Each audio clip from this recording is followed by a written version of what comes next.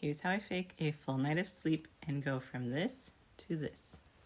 After I do my foundation, I do a little bit of a color corrector. I've been loving this pinky one from Kosas. Tap it in with a sponge. You really do not need much of this, but I put it where I have any darkness or discoloration. And then I go over that with a concealer that's a little bit brighter than the rest of my skin. This one's from Tower 28. It's really thin so it doesn't crease or feel cakey.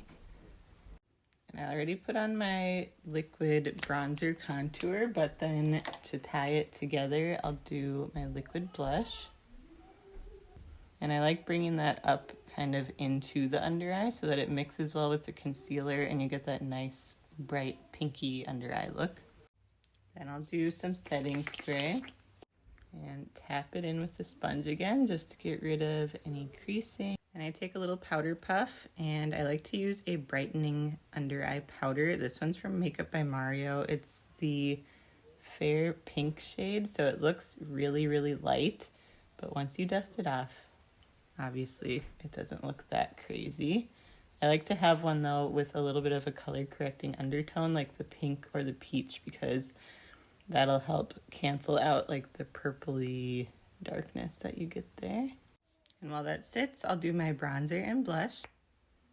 Okay, the rest of my bronzer, blush, everything else is done.